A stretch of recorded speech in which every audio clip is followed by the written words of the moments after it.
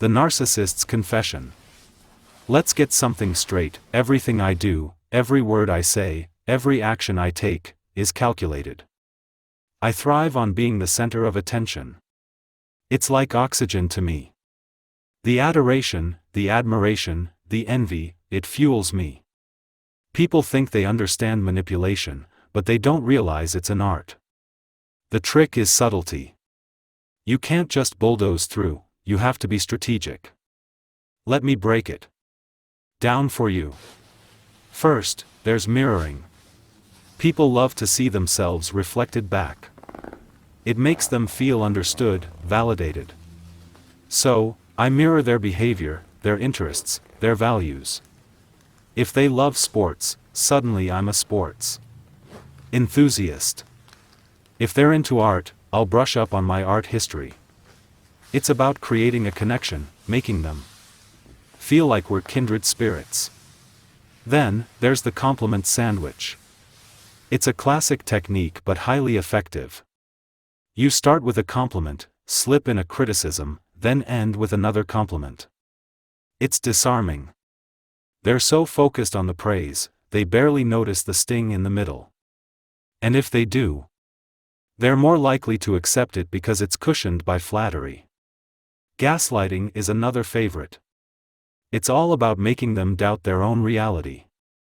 If they confront me with something I've done, I'll deny it, twist the facts, and make them question their memory. Are you sure that's what happened? I remember it differently. Over time, they start to doubt their own perceptions, and they rely on me to tell them what's real. And then, there's triangulation. I bring a third person into the mix to create jealousy and competition. It's a way to control and manipulate by making them feel insecure. If I hint that someone else admires me more, they'll work harder to win my favor. It's a powerful way to keep them on their toes.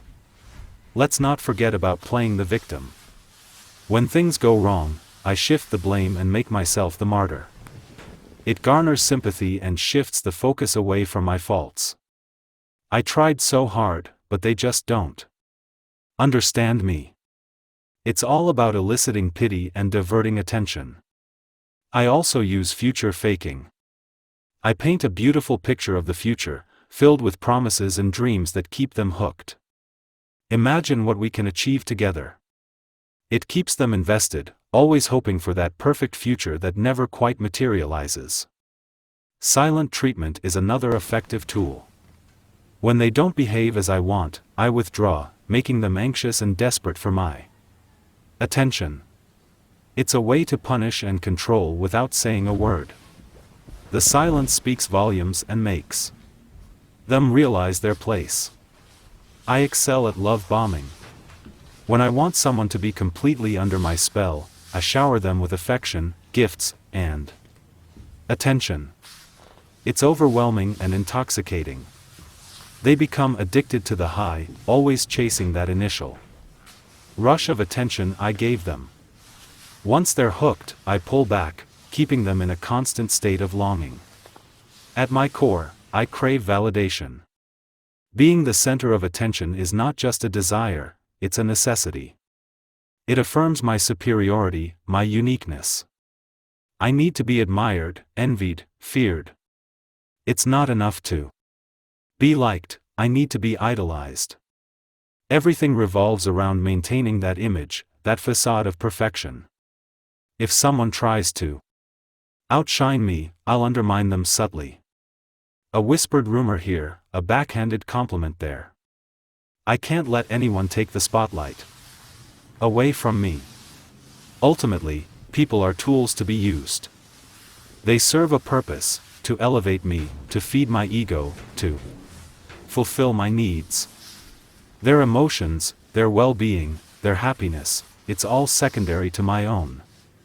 I'll give just enough to keep them around, but never enough to make them feel truly secure. It's a game, really.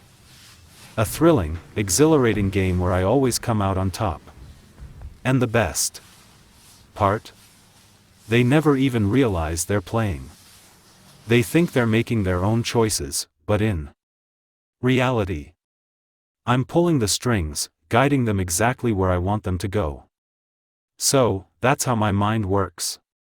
It's all about control, manipulation, and maintaining my status as the center of the universe. And honestly, I wouldn't have it any other way.